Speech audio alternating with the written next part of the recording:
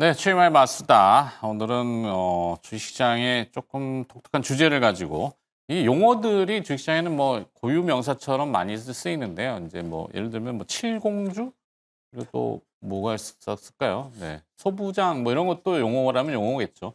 자, 오늘은 태조 이방원의 시대가 올까? 레몬리서치 김민수 대표입니다. 어서 오세요. 안녕하십니까. 태조 이방원 역사 공부로 다시. 좀 원색적이네요. 이거 언제적 단어인지 모르겠지만, 네. 네, 그냥 주신 대로 하겠습니다. 예. 아, 뭐 저희 제작진에서 드린 건가요, 작가님이?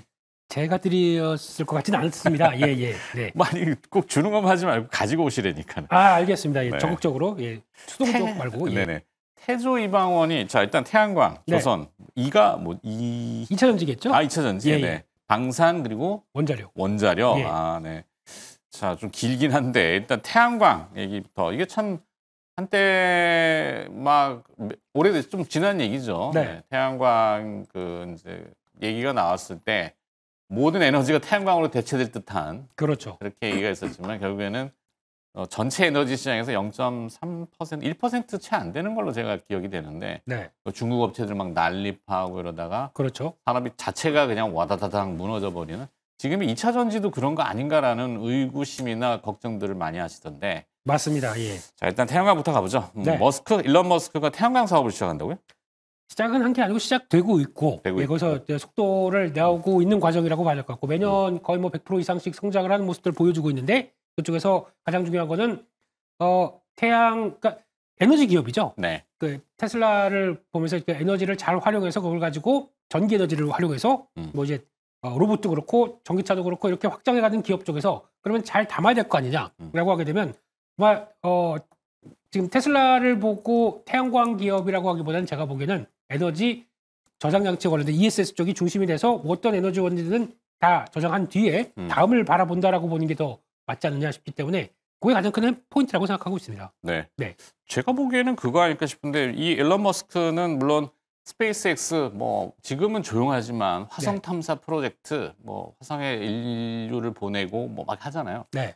그러면은 결국에는 그 스페이스X의 지금 뭐 펠컨 9이나 아니면 뭐 반복 사용하는 엔진들 네. 갔다가 오는데 가는 동안 에너지원이 필요할 텐데 물론 원자력도 필요할 거고 전기 에너지도 필요할 거고 그러면 태양광 우리 왜 영화 보면은 발이 전지판 쫙 펼치는 거 있잖아요. 펼치죠. 예. 근데 이제 그 페로브스카이트라는 소재가 네. 폴리실리콘을 한때는 좀 대체하면서 좀 뭐 이렇게 이슈들이 있었는데 네. 지구상에서 쓰려고 보니까 이게 먼지에 너무 취약한 거죠. 그렇죠. 태양광 반열판이 지금 뒤에 보면 항상 그 주기적으로 닦아야 되잖아요. 네. 근데 이제 막 뭐 사막에 모래 앉고 그러면은 해가 떴다가 짓다 그러면 막 이렇게 어려우니까. 그렇죠. 근데 이제 페로브스카이트가 거기에 취약한데 네. 우주에 나가니까 바람이 안 부네. 아, 예.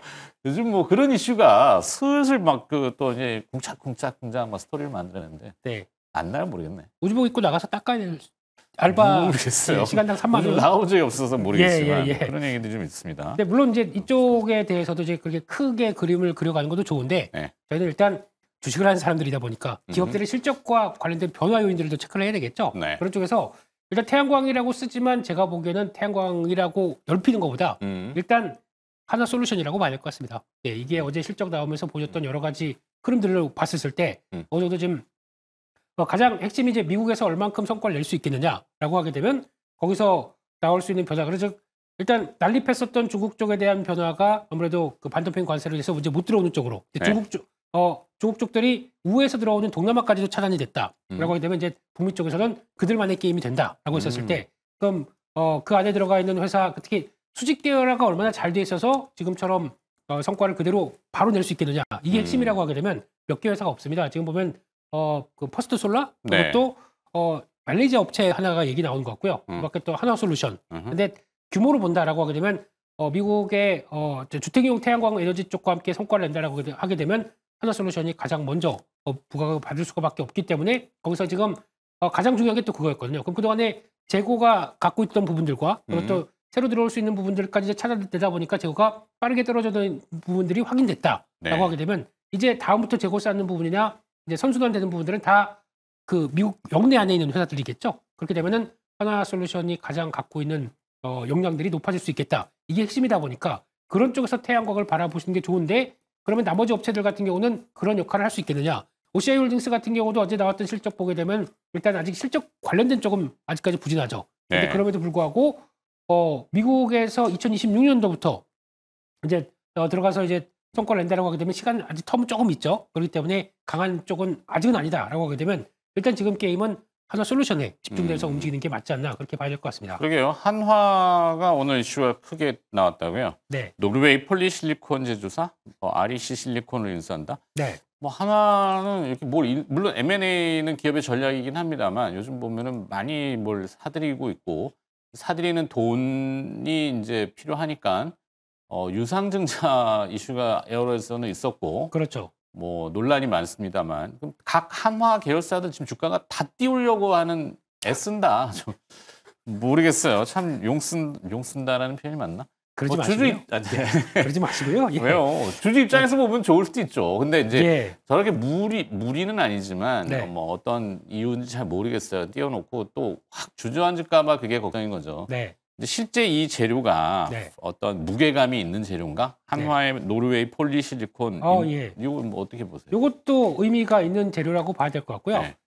하나 가지고 너무 그러지 야구까지 잘하고 있습니다. 지금 그러니까 좀 많이 봐주세요. 예. 좋아요, 좋아합니다. 예, 네, 예. 굉장히 좋아요. 네, 그런 쪽으로 봤었을 때 이번에 나왔던 어떻게 노르웨이 쪽의 폴리실리콘 업체들까지 인수한다 그러고 하게 되면 이제 계속 또 약간 수직 계열을 완성해가는 구조라고 봐야 되겠죠. 네. 근데 말씀하셨듯이 이제 이게 그러면 보니까 이제 지난번 지분 33% 이외에 나머지를 추가로 인수하는 100% 쪽으로 간다라고 하게 되면 이제 여기서 이제 문제가 되는 건 이제 지난번 하나 에어로스페이스처럼 부족한 자금이 있었을 때 이거를 이제 주주의 손으로 벌리느냐, 네. 아니면 또 내부 자금을 하느냐, 뭐 아니면 또 외부 조달을 통해서 들어오느냐, 이건 이제 또 생각해볼 문제인 것 같은데 지금까지 하나의 흐름상을 봤을 때는 지금 유증에 대한 조금 좀 기운이 살살 또 퍼지고 있다 보니까 그거는 또 앞으로 어떻게 나올지는 보셔야 되겠죠. 네. 네.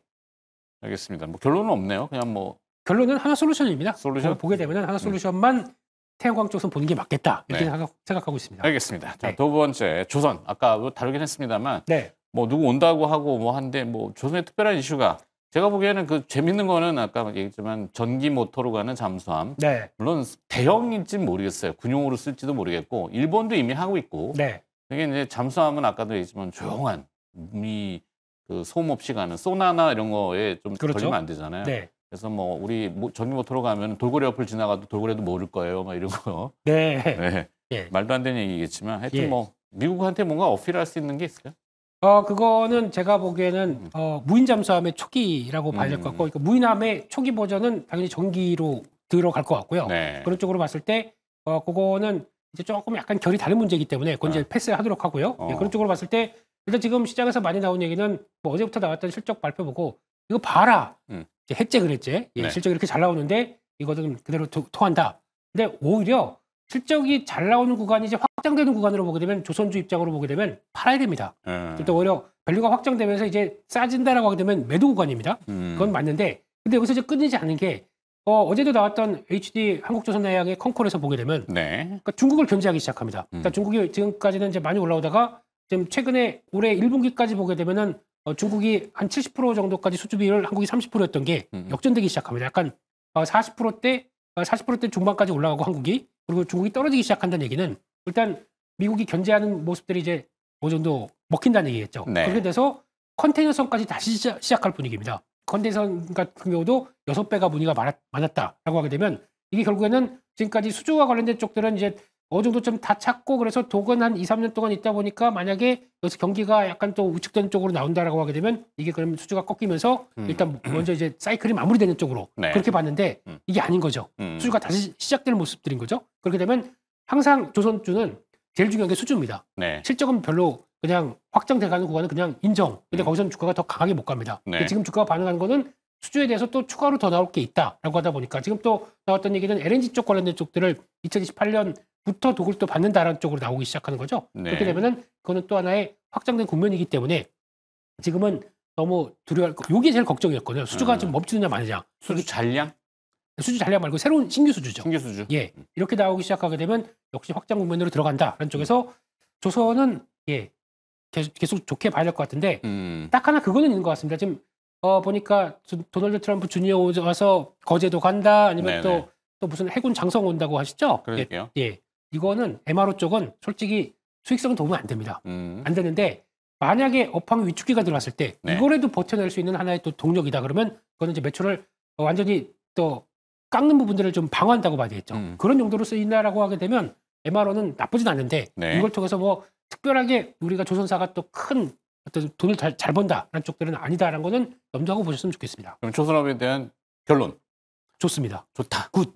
굿. 네. 예. 네. 다음은 2차 전지. 여기가 제일 지금 아픈 손가락이 되겠죠. 네. 어떻게 보면은 위기 기회 맨날 이런 얘기를 하십니다만 기회를 찾을기에는 지금 너무 파고가 높아서 네. 중국 업체들의 중국의 또 어떤 배터리 방식 자체 LFP라고 하는 리튬 인산철 거기 최근에 나왔던 이제 소디움이라고 하는 소금에서 원료로 이게 뭐 상당히 우리가 넘어야 될 파고가 높은데 어떨까요, 이거는? 이번에 CATL이 그 기업 설명회 하면서 네네. 나왔던 그 소디움, 예, 이온 배터리. 그러니까 나트륨 이온 배터리랑 그게 나트륨이 소듐이더라고요. 그렇죠, 그렇죠. 예. 라틴어냐 소금? 영어냐? 네. 예, 그 차이인 것 같은데 그게 나오기 시작하면서 변화가 들어오는 걸 쭉 보게 되면 가장 핵심이 나트륨 배터리라고 보게 되면 네. 이게 에너지 밀도가 가장 그러니까 무겁다는 얘기죠. 쉽게 말씀하면 그거 대비해서 에너지가 제대로 생성이 안 된다는 쪽들을 해결을 하기 시작했다. 네. 그러면 단점을 다 잡았네요. 그러면 이제 장점만 그동안의 장점 그러니까 영하 40도 가더라도 그대로 유지된다라고 하는 여러 가지 장점부터 충전 뭐 6,000회 이상까지 들어가도 큰 성능의 변화가 없다. 아마 죄송하지만 2차전지 쪽은 중국이 주도가 되는 게 맞는 것 같습니다. 네. 그렇기 때문에 이런 쪽으로 본다라고 하게 되면 일단 저희가 가졌던 이제 큰 꿈, 특히 이제 지금 LFP가 이제 거의 또 주도가 되면서 확산되는 과정까지 하면서 그게 또 레벨업되는 과정들까지 생각한다라고 하게 되면 중국 주도가 맞겠죠. 그러면 네. 한국은 일단 중국이 못하는 거 아니면 중국이 미처 손에 못 뻗치는 거, 그러니까 북미 쪽에 들어가는 이런 과정들 같은 경우는 역시나 그래도 투자를 해놨기 때문에 거기서 이제 활용하는 과정들을 본다 그러면 북미 쪽에 대해서는 그래도 안전판 정도까지밖에 못 보겠죠. 그런 쪽으로 보게 되면 결론적으로 말씀드리게 되면 2차 전지를 보시는 게 아니라 제가 보기엔 ESS를 봐야 될 것 같습니다. 에너지 저장으로. 예, 그쪽으로 한정돼서 보는 게 더 맞겠다고 봐야 될 것 같고 거기서 미국이 견제를 하면서 우리가 챙길 수 있는 건 그 정도다라고 봐야 될 것 같고 2차 전지는 결론적으로 말씀드리면 지금 다시 실적이 돌아간다고 하더라도 멀티플을 예전만큼 못 줍니다. 그러니까 저희가 말해왔던 뭐 예전에 뭐 100배 이상 막 줬던 그런 부분들은 돌아갈 수가 없기 때문에 실적이 나온다고 하더라도 그런 것까지 감안한다 그러면 일단 지금은 2차 전지 전반적으로 볼 게 아니라 집중은 ESS를 하는 게 맞겠다 그렇게 바라보고 있습니다. 알겠습니다. 그래서 결론 나왔고 네. 자 다음은 방산으로 가볼까요? 뭐 해군 장성이라고 하니 또 방산의 또 이슈. 자 저도 개인적으로는 방산 중에서는 한화 시스템을 상당히 좋아합니다. 네.